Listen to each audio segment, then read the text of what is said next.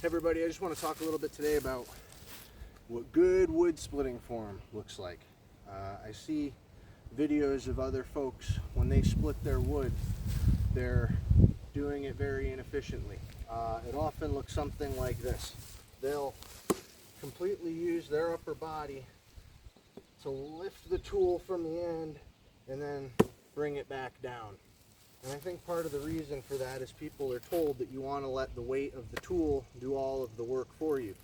So they think, okay, if I can just, lift this up and then let it drop straight down, that I'm doing a good job. But actually, you want to try to put as much speed behind it as you can. The more speed that you can put behind the splitting face of your tool, the more energy is being dumped into the log that you're trying to split. So there's really two motions here that I want to focus on.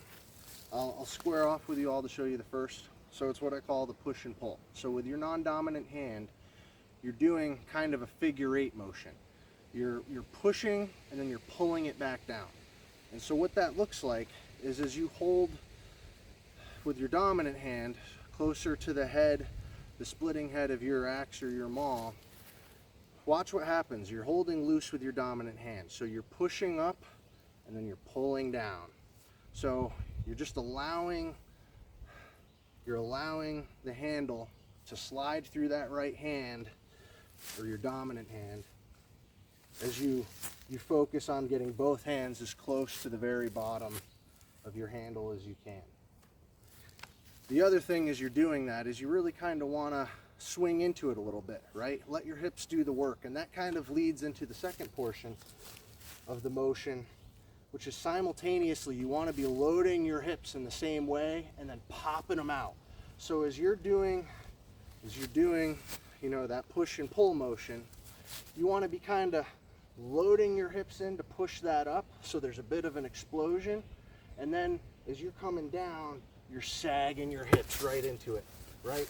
So what that does is it gives your whole body investment in the amount of energy that's being put into the splitting tool. So let's see, I'll show you from the side and then I'll show you from the front. I've intentionally got this on its side so that I don't split it, so I can hit it over and over. So from the side, you're watching two things. What am I doing with my hips and my knees, and how do they align with the push and pull? Ready? So you're loading up, sagging down. Ready? Loading up, sagging down. So you see how I'm literally popping into it? So what that does is it prevents me from lifting this thing up over my head using only my shoulders and arms, right? I'm kind of exploding it up, pulling it down. Exploding it up, pulling it down. From the front, it looks like this. Exploding up, pulling down. Exploding up, pulling down. Exploding up, pulling down. So that full motion will give you the most efficient and powerful swings, giving you the best chance of splitting your wood with every swing. Give it a shot. Let me know what you think. Take care, y'all.